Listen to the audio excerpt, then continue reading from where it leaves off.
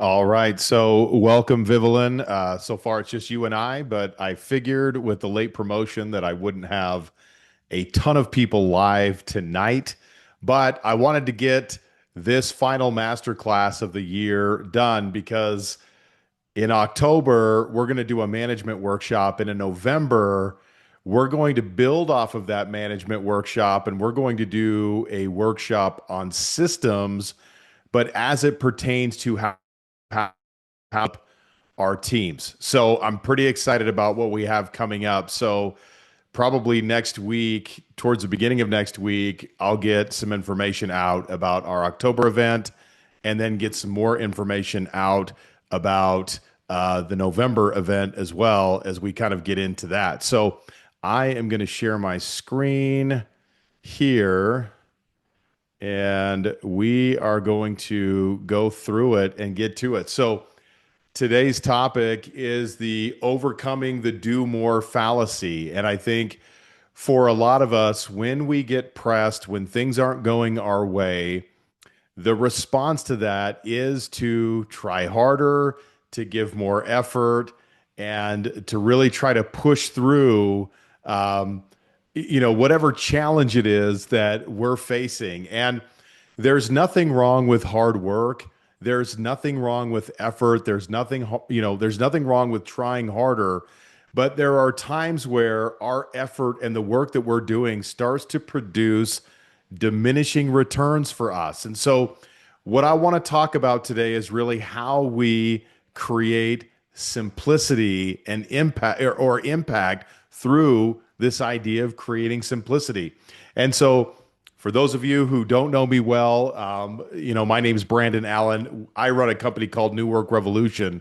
And I called the company New Work Revolution because I have this crazy idea that people should enjoy the work environments that they work in. I believe that when people show up to work, that experience should be as enjoyable as possible. And the best way we can do that is through how we influence leaders. But for me, I am a recovering grinder. I am someone who working harder and giving more effort is just something that I have a natural bent towards. I think I learned that from being a distance runner. I was a distance runner in high school and college. And so in college, especially, I ran 90 miles a week. Monday through Friday, it was 5 miles in the morning, and then some combination of 10 miles in the afternoon, and then on Saturdays, a 15-mile run straight. Um, on every single Saturday, and I did that for years. And so then I segued into working in banking and finance, and really, for lack of a better word, I worked in a boiler room type of environment. Now, maybe you've seen the movie Boiler Room with Vin Diesel and Giovanni Ribisi.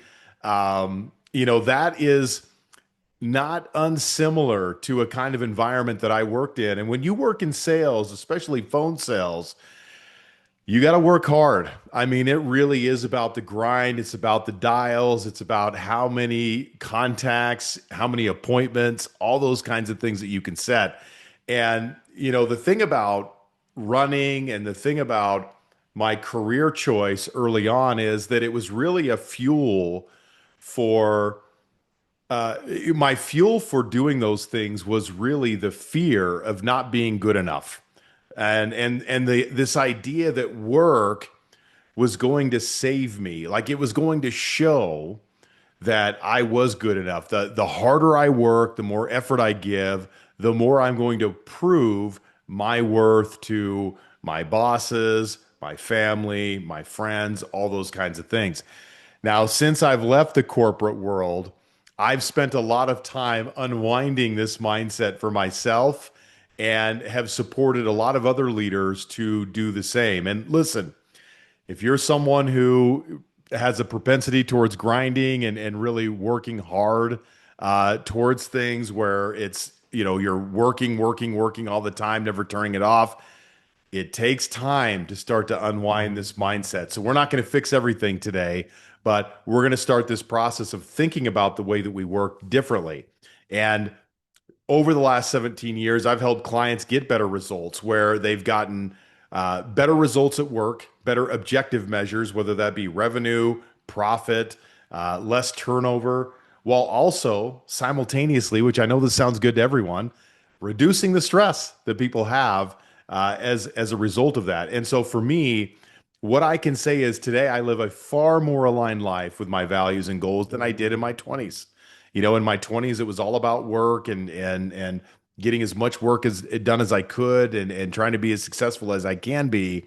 Where today, it's more about success is important, but also what are the other things in my life that are important to me and how do I enjoy those things as well. So as we go through this journey, here's the commitment that I want you to make to yourself today. And it's this: we're going to address the problem of doing more at the root cause so that you can make the shift that you want to make in your life. And the hard part about this work requires serious introspection, but it's worth it if you're willing to do that work. So the leaders that I work with who make significant transformational change are the leaders who commit to thinking deeply about the way that they work and why they do the work that they do and the way that they do so that they can create serious transformational change in their life as a result of doing that. And so this can be hard work and there's some objections that people have to changing the way that they work. What keeps a leader in the grind? And here's some of the most common limiting beliefs. One of them is cost. I can't afford to work any other way. And I remember, when you work in coaching and consulting, one of the things that you realize is, first of all, there's a lot of people who do this work.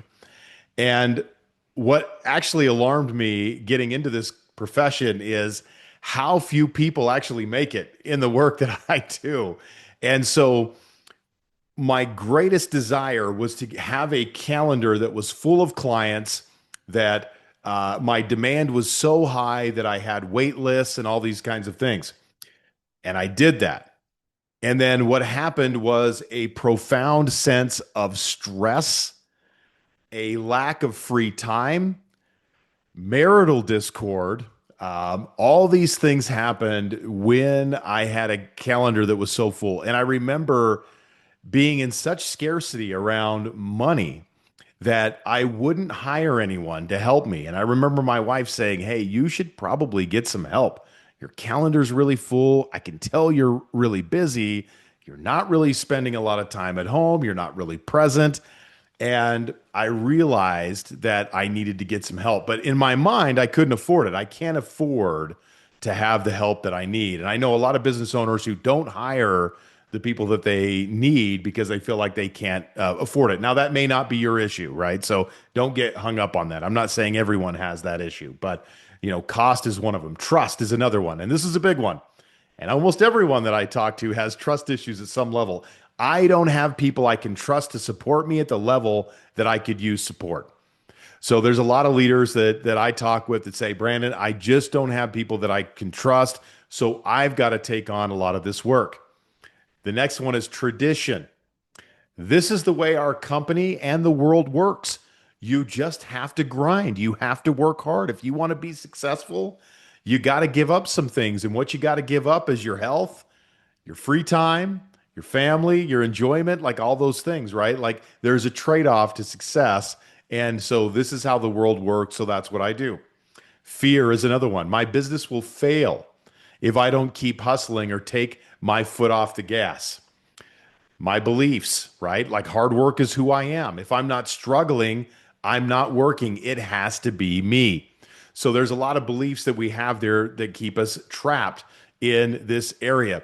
So I was talking to a doctor who does holistic medicine and a doctor that actually has a really successful practice.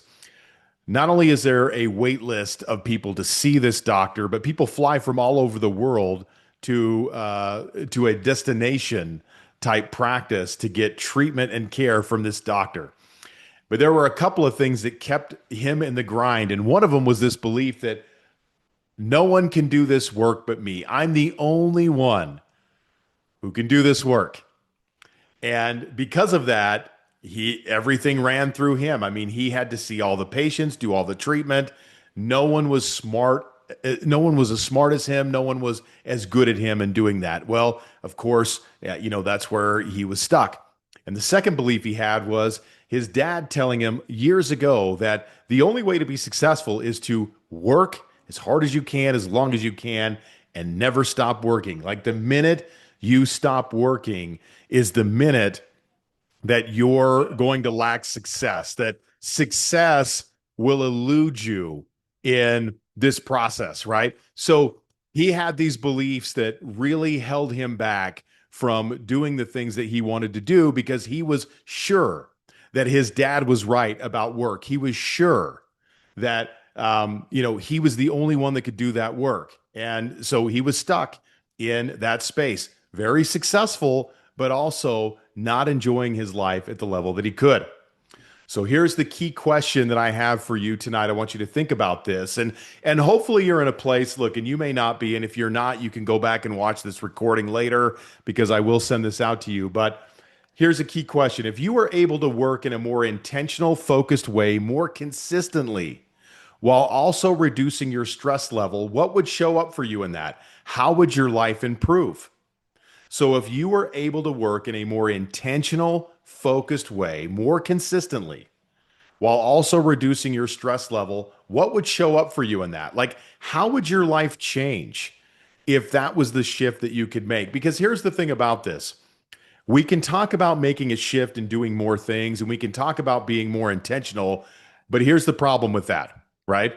If you don't know what it's for, if you don't know why you would want to do it, it's not going to work. It's just not going to work. So you've got to have a reason for why you want to do the things that you want to do. So the key outcome for today is this. I'm going to show you the number one thing that you miss when it comes to making positive changes to the way you work that keeps you overworked and overstressed. This is the number one thing that leaders miss when it comes to making positive changes to the way that you work that keeps you overworked and overstressed. So, when we talk about doing mindful work, the framework that I use is this.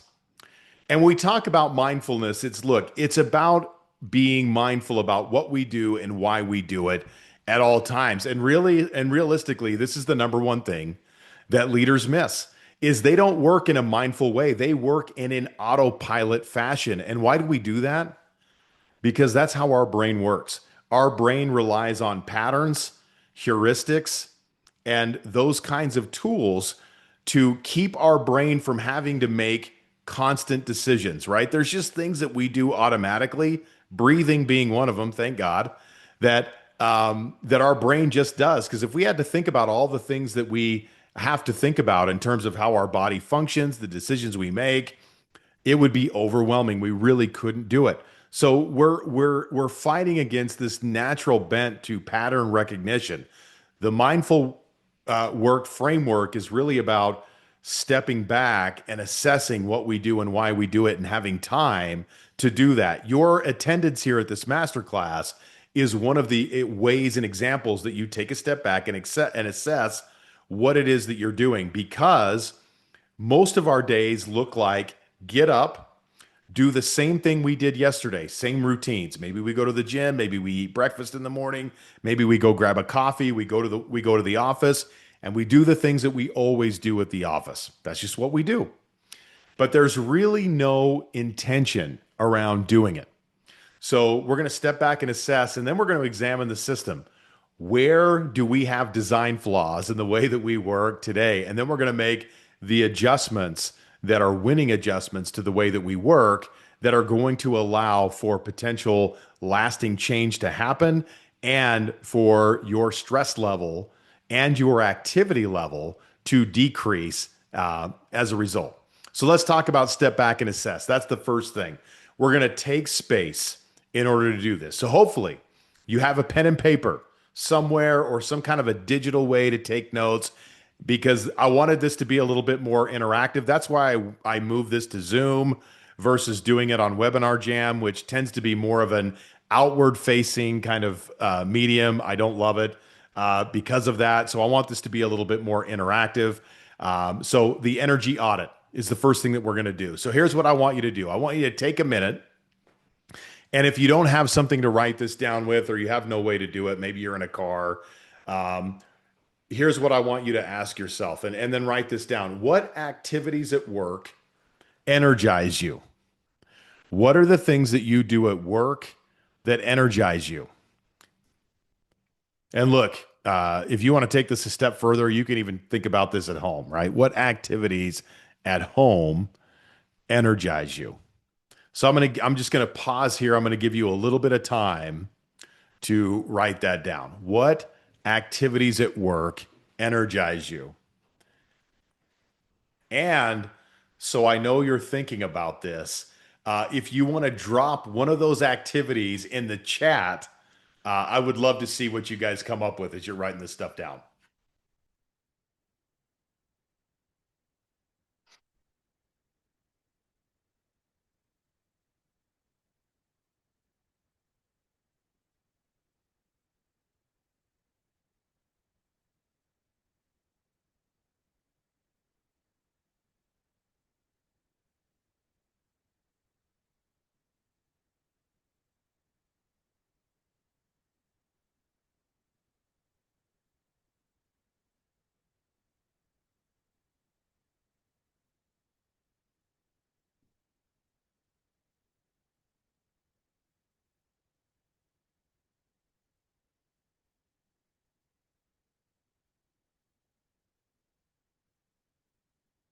All right. So Vivian said doing reports on each department by accessing wins and losses. All right. I love that. All right. That's a good one. All right. So now let's move on to the other side of this. What activities at work drain your energy? And again, you can do this for home, wherever, right? What activities at work drain your energy?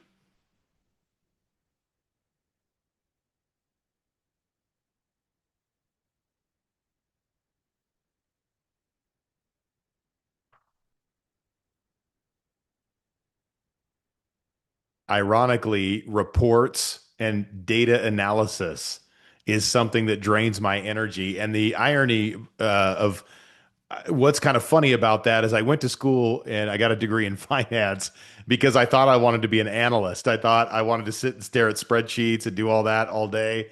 I really thought because I liked math and I liked numbers that was a good idea for me. And 2 months into my career, I realized I hated that.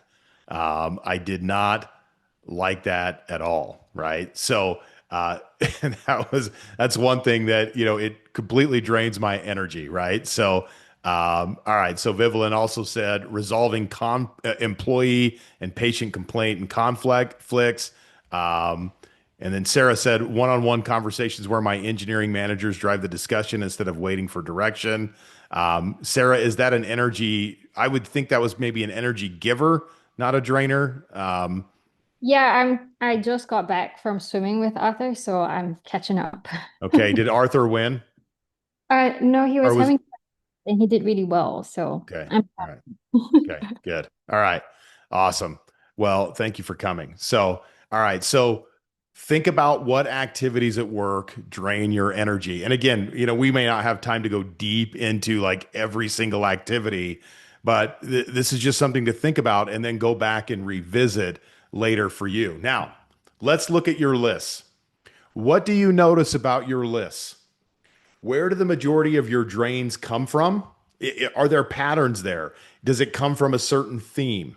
And then how do these drains impact your day? So when you have, certain energy drains that you have to deal with consistently on a day in, day out basis, or they're prevalent in a given day, how does that impact your day? So think about that. I'd love to hear how that impacts your day. Sarah said energy drainers are difficult peers who aren't good people. Okay. So that's very judgy, Sarah. What do you notice about your lists?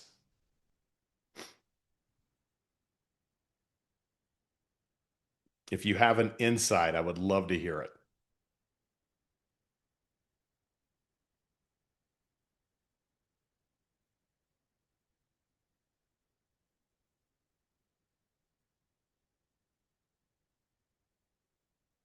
Okay, so for Sarah, it's very people centric. And I would imagine, Sarah, when you say it's very people centric, is that the draining part of things? It's funny, I have people-centric stuff on both lists. Okay, so good and negative. Yeah, I Yeah, think I enjoy people-centric tasks when they're capable. yeah. Yeah. Okay. Yeah, so when people are performing, they're doing what they need to do and they're Yeah. achieving, that feels really good. But when they're not, that's what Yeah. gets hard. Yeah, I like to deal with the level up stuff versus uh I how do I describe low performance? That's one Gotcha. of my energy drainers. Okay, got Like it. you have to drag them through the mud. That's not fun. Okay. Yeah, absolutely. No, I totally get that, right? So, yeah, that makes sense. All right. So, hopefully you've kind of taken a look at the list and just kind of thought about this, what are the patterns that show up here? What do I need, what do I notice about it? And we'll come back to that here in a second. So, part two is how did you get here? So, when you look at your list, when you look at the things that you take on that drain your energy, what beliefs that you currently have contributed to the current system for working that you operate by? So, what beliefs contribute to what you do now? So, I'm imagining that everyone here and everyone who's going to listen to this recording later was interested in this topic because there's something about the way that they work that they do not love. So, the question is, what beliefs contributed to the current system for working that you operate by? Now think about the beliefs that I shared from before, whether that be costs, whether it be tradition or trust or you name it. What beliefs contributed to the current system for working that you operate by? And then the second thing is if you were to make a change to your current system, what would you lose or what would it cost you? So again, change always costs us something. And so what is it that we would lose in that process? So to give you an example of this, and I'll give you a personal life example. I have a trailer. I live here in Utah and we go to the mountains quite a bit. I have a trailer that I will take camping. And, we have friends that we'll go camping with and that we've gone camping with in the past. And I remember there's a particular couple in our group that they just always seem to kind of pick the destinations that we go to. They do the meal planning. They just really take charge and kind of own the camping trips that we go on. And I remember one day we were up at a spot and we were one of the early ones to get up there with my friends who typically plan these events. And I get my trailer dropped and I get it all leveled out and everything. And I walk over there and he's just like, I don't get why we always have to be in charge of these things. And so I kind of said, "Oh, okay, so you don't want to be in charge." And I said, "Well, why do you think you're always in charge?"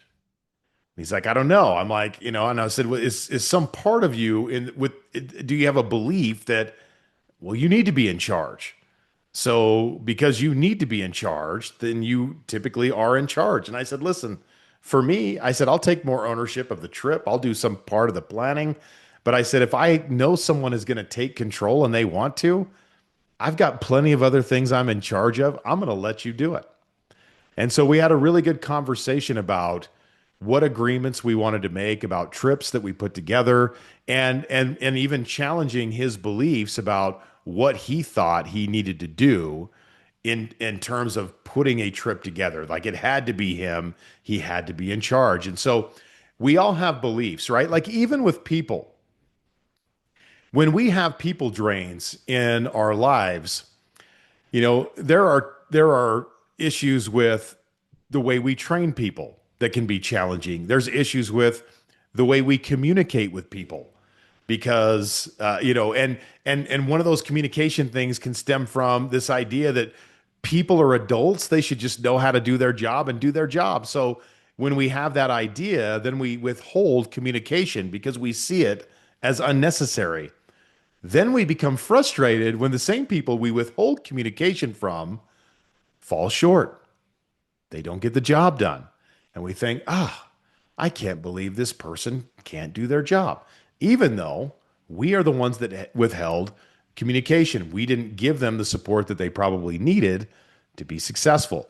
Or think about boundaries, think about accountability, think about some of those things.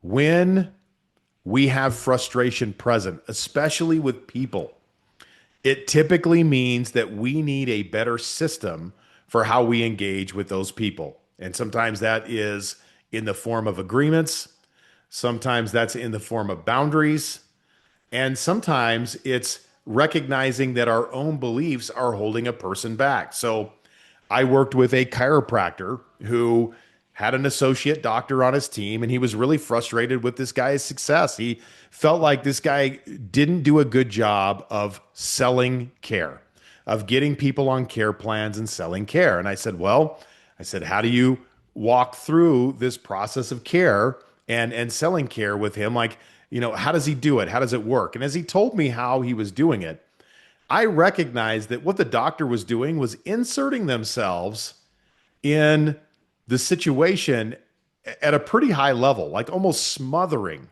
the employee. And I said, hey, this is probably one of the rare times I actually said, hey, you hired this person.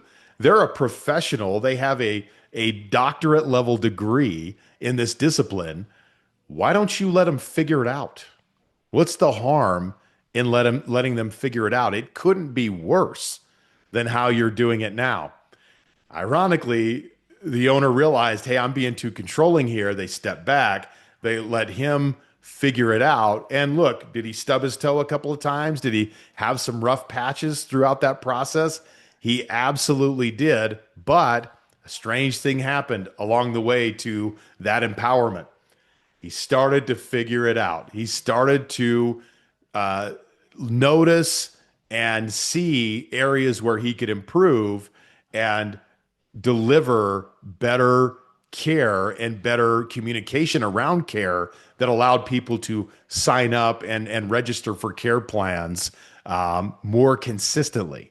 And I don't know how many times I hear employees of businesses that are trying to grow and scale say, the thing that's holding me back from growth and scale is the owner suffocating me in the way, inserting themselves in meetings, inserting themselves in projects that they don't need to be involved with. And whether you're a leader of an organization or you're an owner of an organization, we all have this tendency to believe that, hey, I'm the one that needs to make this happen. I'm the one that needs to support all the people, and make sure that we have all the success instead of allowing people to figure that stuff out for ourselves. And so the problem with this is what we lose or what it costs us to empower if people is the challenge that we have is that people are going to make mistakes. People are not going to do things the way that maybe we normally would do that. And that can be really hard, but that's an opportunity for coaching. It's an opportunity for training. It's an opportunity to learn more about what that employee needs to be successful. So take a look at your system because here's the thing about this. If you're overworked, if you feel pressed for time, if you feel like you're taking on too much and doing too much, here's the thing you have to understand. You have created a perfectly designed system to get you the results that you're getting. So if you're feeling overworked in any way, if you feel like, hey, I'm doing as much as I can, I don't know if I can do more, but I feel like I need to do more, your system is designed to get you the results that you're getting. You've created a system that requires you to be always on, always working, always doing the things that you feel like need to be done so the success can happen in the organization. And so when we talk about analyzing our beliefs, right? So we talk about assessing like what's energy, filling, what's energy draining, and then analyzing, well, what are our beliefs about work? Like what has contributed to the system that we operate in? Those two things can be really important to create some of the awareness about how we work and why we work the way that we do. So the last part of this is making the winning adjustments. Like, what does that look like? How do we do it? So there's some questions that I have for you now. Now, for some of you who are on a salary, who get paid a salary, this is really easy to figure out. If you're an owner of a company, you may have to kind of figure this out a little bit. Um, but as you think about what to delegate, as you look at things that drain your energy, really the goal here is what are the things that I have on my plate right now that drain my energy that I can delegate? Now, it may not be everything, right? There's just certain things that we may not be able to delegate for various reasons. I totally get that. But I want you to have a pretty open mind about what you can delegate and really think about what if, right, with this system. So here's some questions to ask yourself. And I'll make sure you guys get these slides as well. What are your top 2 to 3 activities that only you can do that create the most impact? Not only do I ask this questions of managers and executives, I also ask this question of owners. And there's so many owners who haven't thought about what are the most important activities for me to do. In fact, I had a conversation with an owner of a company yesterday where I asked him this question. He did not know the answer. So when we talk about being organized, when we talk about doing impactful work and not being stressed, look, if you don't know the answer to what's the most important things, guess what?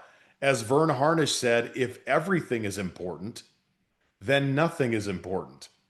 So if you treat every activity in your work the same and you assign it the same value, all those things are the same. Now, if you're a parent, and if you're not, you understand this because you're a kid, like you were a kid once, and hopefully you had parents. And I don't say that lightly. I never knew my dad, so I understand when we don't have that stuff in place. But you know how this feels to be that. If you think about raising children, like what's more important at home, taking out the trash or spending time with your kid? Now, when people get really challenged with these kinds of questions, they'll say, well, Brandon, what if the trash stinks really bad? And blah, blah, blah, blah, blah. Listen, don't make it too hard, right? If you had one more hour on earth, would you spend it taking out the garbage or would you spend time with your kids? It's a question of value, but when we don't assign weight to certain things that we do, we just do the things that are easiest for us to do. We do the mindless activities. We do the chores, and then we say, "Well, I'm going to do the easy stuff now so I can do the harder stuff later." And then guess what? After I've taken out the trash, mowed the lawn, fed the dogs, done the dishes, all those different things, now I don't have any energy left to hang out with my kids. I'm too tired. I'll get it tomorrow.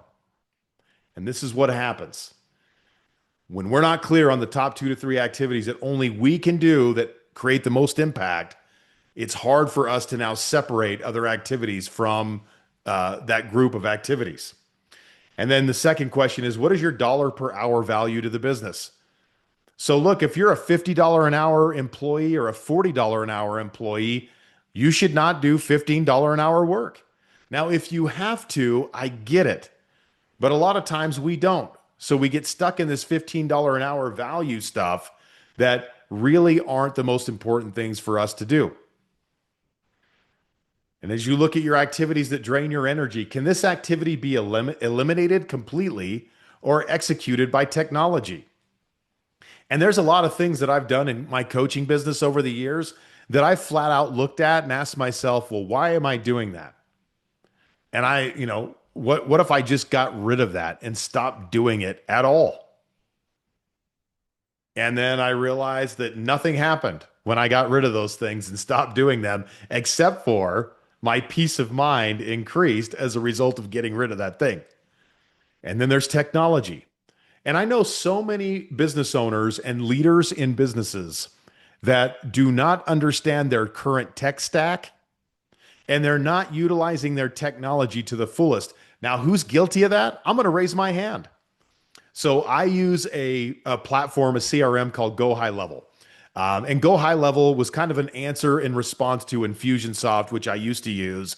And people tell a lot of jokes about Infusionsoft. If you've heard it, people call it Confusionsoft and all this stuff. And I almost called it Infusionsoft. Infusionsoft was very robust. I think they changed their name to Keep, like right at the end of my time using that software. But when I went to go high level, I kind of got set up and I had, a partner that, was a reseller for go high level. And, he got me all set up and got me taken care of. But what I recognized is I didn't really understand the platform all that well. And what I realized is there was a lot of things that the platform did that I just wasn't aware of and I wasn't utilizing. And so I've spent a lot of time actually over the last couple of years migrating a lot of my technology over to go high level, from shopping carts to invoicing to client management and outreach and all those things. There's all these things that go high level could do that I just simply wasn't utilizing it for, and I was using other technologies to do it that I didn't have to use. And so I decided to move all of the stuff that I was doing over to that, and it's simplified the way that I do things. It's helped me to organize some of the things that I do, even creating workflows and different things automatically that allow me to create a better experience for a client, but also simplify my life and give me less moving pieces at the same time. So how can the activities that drain your energy either be eliminated, just gotten rid of, like, why are we doing this? Do we need to do it? And let's be honest, we hold on to things for a long time because of tradition. Why do we do this thing? I guess it's because we've always done it. Well, do we need to do it? I guess not. And there's been some things that I've recognized that I do that I didn't need to do, but it was just tradition. So, how can we eliminate or utilize technology better? The fourth thing, does this fit another team member's job description, or can this be delegated to someone on your current team? So you may be doing some things that would fit really nicely into someone else's job description. And if it doesn't, maybe it's something you want to add to their job description if you have that power and authority to have them take on that task. And again, what managers and leaders and owners get into is they think people are going to start judging them and thinking they're lazy. But this is about creating impact. I want to get the busy work off of my plate so I can take the time to really lean in and give people the support that they need. So I'm going to give you another example of this. I'm watching right now a small business owner who's so busy and they just brought on some technical help that is pretty green in the industry and is going to need a little bit more handholding. But the business owner is so busy that they're just trying to throw this person in and like start seeing clients, start doing this work. And they're not ready for it. And they're over here freaking out like, hey man, I don't know what to do. And this person's expecting me to do this work that I haven't been trained on, I haven't been getting support with. And so think about this, right? What's more important in the business? Is it training an employee or responding to emails, organizing a supply room, or any of those things? Now, it doesn't mean these other things don't matter. They do. But it's funny how we let all these little mundane little tasks get in the way of taking a new technical employee that can make us money, and we don't give them the support they need to get up to speed and to be proficient in the work. And now we're trying to push them into a situation where they're likely going to do bad work for our clientele. And guess what happens when we do that? We lose the customer. It doesn't work. These are trade-offs that, especially in small business, people make all the time. And even in bigger businesses, they do this as well. I mean, when I was in the corporate world, it's not like, things always worked perfectly and everyone got the training and support and development they needed, because there was always, projects that needed to be done and clients that needed to be called. And sometimes training just got in the way of the work that needed to be done. And so is there things that can be delegated to your team? It's not a badge of honor to be the busiest person in your organization if it's costing you the ability to be strategic. So everyone here, I'm going to assume, is in a leadership position or owns a business. And if you do, your job at some level is to be strategic for your organization. And I'm going to get into that a little bit more here in a second. So, number 5, would someone need to be hired to do the activity? If so, can you create a plan for that? Like, if you notice there's some activities that just no one else on the team can do, Does someone else need to be hired to take that on? What would be a plan in order to do that? And again, that's not an easy thing. Like we can't figure that out today, but it's a good thing to think about as you start to grow your organization and add to your team. And then what is easiest to delegate on your list? Start there. Take those things that are easy to delegate, that require very little training, very little input in order to get that done, and just start creating some easy wins right away to get those little things off of your plate so that you're not having those on your plate any longer than you need them to be. So, there's a couple more things that I want to talk about here as we get into this. So, the first one is as we think about our top 2 to 3 activities, here's the number one question I have for you. Do you start each day with intention?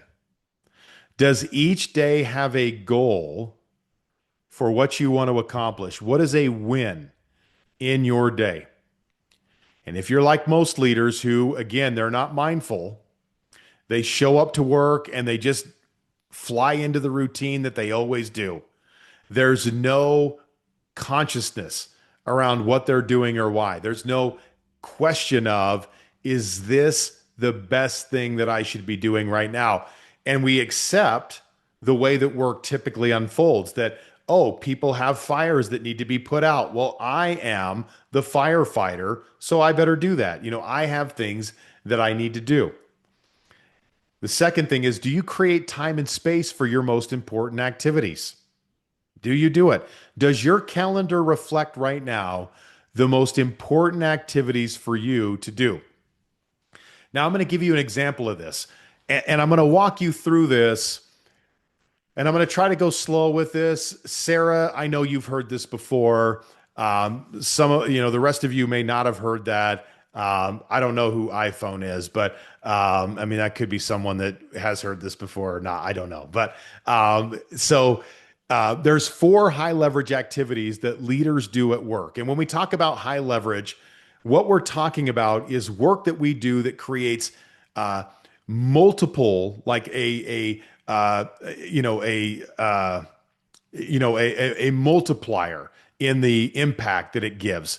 Marketing is one of them. When we do marketing, we impact multiple people at a time with marketing campaigns and marketing strategies that we utilize, right? So if I run a Facebook ad, thousands of people are seeing that ad, right? I'm having the opportunity to influence people. But I know Vivalin is in dentistry. So, for Vivalin, if I'm a doctor in Vivalin's practice, then, and I see a patient, that's important, right? Seeing a patient is how the bills get paid, but it's only a one-to-one exchange, right? I'm only able to impact one person at a time. So marketing is one of the high leverage activities. Team building is the second. When I make an employee better, they're better for everyone that they serve. That includes other team members and the customers that we serve. So it makes sense to spend time team building and building the capacity of the people that work for us so that they can do greater work, more impactful work at a more efficient rate. The third area is ideas. And I'm going to get into ideas here in a second. And the fourth area is systems and processes. So when I create systems, when I develop processes, when I update systems and update processes, it allows me to, again, expand the capacity of the organization. We can serve more people at a more impactful rate in a more efficient way through the systems and processes that I have. Many leaders are not strategic with systems and processes, and then they try to build them when they need them. They don't build something that we can grow into. They try to patchwork it and come up with workarounds and all these things that aren't as efficient as if we just created a more intentional workflow for the work that we do. Now, getting back into ideas, the reason why I wanted to talk about this is I don't know if you're like me, and I don't know how many things that you sign up for or work on, right, to grow. I just signed up for a new training that I'm doing, and so here's what I've done in the past. I sign up for a training and then I bookmark it in my browser and then never look at it again. So that training might have cost me $500, maybe it was $800, maybe it was $2,000, and then I never look at it again. And then every once in a while I might run across it. I mean, oh man, like, oh, I should go do that training. Oh yeah, I bought that Frank Kern training. Oh, I should go check that out and look at that. Or, oh, I bought this copywriting training. Oh, I should go check that out and look at that. And so over the last few years, I've decided to put some intention around my ideas and my brainstorming. So now when I do a training and when I talk about creating time and space, I put that on my calendar. So every Friday at a certain time is designated for my training and development. It's designed for my growth. And that's what I do. Now, if I don't make that appointment for myself, guess what? Other things are going to fill that time if I'm not intentional about it. Because if you don't set aside that time, we get into this fallacy of, well, I'll do it when I have time. You ever said that? Man, I'm so guilty of that. I'll spend more time with my kids when I have time. I'll take my wife out on a date when I have time. I'll work on that project when I have time. And guess what? Time never comes because the time gets filled with other crap that is probably less important than the things that I want to do. But again, it's more immediate, right? So, Franklin Covey had the whole Covey quadrant where they had quadrant one activities, which were urgent and important, and then quadrant two, which was non-urgent but important. And those are the real money makers in an organization, right? So Sarah said, agreed. Leader growth activities. I do try to prioritize that. Also, strategy discussions, especially the money ones for following quarter or following year. Yeah, I love that. So do you create time and space? So I've started creating time and space for growth. So when I buy a course or I invest in coaching, then I make sure that I spend time working on that outside of that. So if you work with a coach and you don't put time on your calendar after your coaching calls to work on the coaching, what are you doing? If you don't put a intentional practice behind what you're doing, then you're not utilizing that at the level that you could. That's just one example of how you can create time and space around some of your most important work and growth activities, in your life. So, and so Sarah said you do it the day of. I know, Sarah, you were not kidding. But anyway, so these are just some things to do. Like when you think about your important, your most important 2 to 3 activities, this is what we want to do with it. We want to be intentional to start our day, and we want to create time and space for those activities to make them happen. All right. So let's recap, what we talked about today, right? So we went through first of all, the biggest objections that we have, right? We talked about cost. We talked about tradition. We talked about trust. Some of those, the beliefs that we have, those things that just tend to hold us back from doing the things that we want to do. And then, the mindfulness, planning, process of looking and assessing what we do that we love, what we do that drains our energy, and then asking ourselves, what's the system behind this, and what are the beliefs that have allowed for this way that I've worked, this current mix to take place? And then we spent a lot of time just uncovering, okay, well, what do we do about these things? How do we get some of these things that we delegate off of our list and either eliminate them or systematize them or delegate them to someone else? And again, the idea here is to focus on what is most important, remove the rest of the noise so that we can do impactful work, but that we don't have to feel like we have to spend our entire life in servitude to the work that we do, that we can never have a break or break free from that. All right. So what's next? So for those of you who are not coaching with me, okay, if you're coaching with me, you don't need this because we're already doing this. I'm going to invite you to do a breakthrough blueprint call. In fact, this is the last call that I'm doing this for the year because after this, I'm going to be in event mode and workshop mode. I've got a workshop coming up in October that I'm putting together that if those of you who are like, oh, I haven't seen the dates on that, the dates are coming. And another one in November, and both of those are on management and leadership. So we're going to talk about some specific things around that. So I'm going to be in that mode. I'm not going to be doing any breakthrough blueprint calls from there. So this is a 3 call series and we assess where you are. Okay, so we want to get really clear on this. For a lot of leaders, they'll say, "Oh, Brandon, like I need some help, and here's the issue." And so, they think the issue is like over here. And then after we talk, I realize the issue's over here. And sometimes that doesn't feel good for people because they think, well, I was sure that this was the issue. But now you're telling me that this is the issue. I don't know how I feel about that. But again, we want to build trust and make sure people understand this. So we want to make sure that people understand, hey, where are you at with this challenge? So if, for instance, you're really feeling like, hey, I'm pressed, I'm overwhelmed, we want to really take some time to get to the root of that. Call number 2 is where do you want to be? And this is really hard, right? One of the most important questions that I ask in coaching is, what do you want? And a lot of people don't know. I've been guilty of that. I know other people have really struggled with this, but when we're not living intentionally, we're not asking ourselves, well, what do I really want?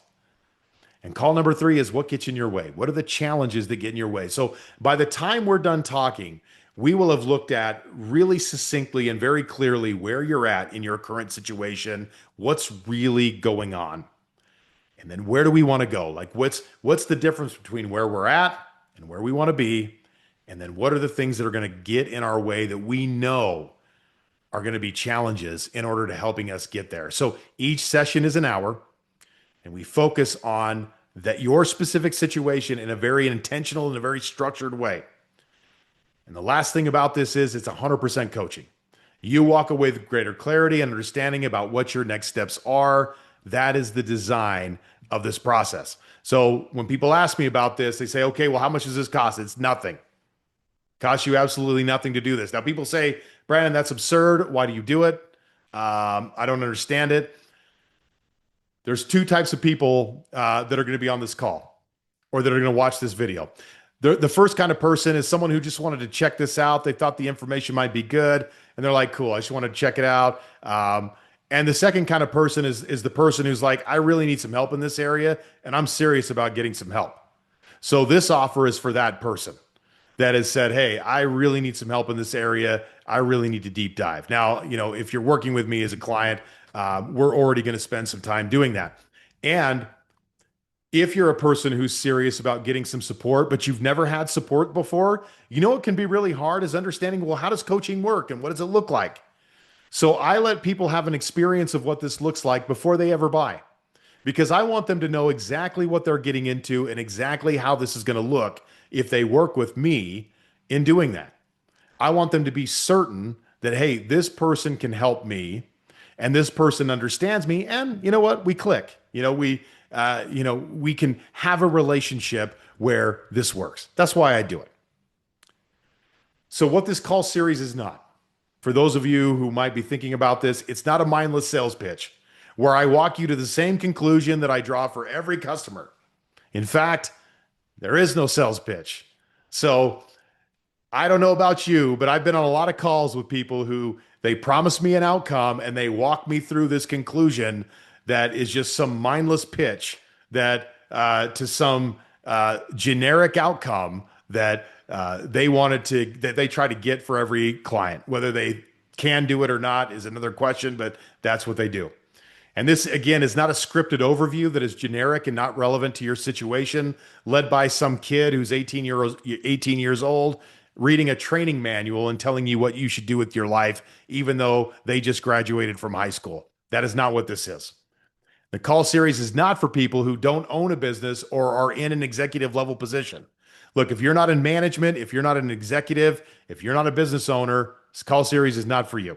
It's not that I don't like you. I love you anyway, but we just don't need to do that call. And lastly, it's definitely not for people who already have it all figured out and are wondering if I have some secret that they don't know about. So sometimes people get on a call and they're like, what is a secret that you know that I don't?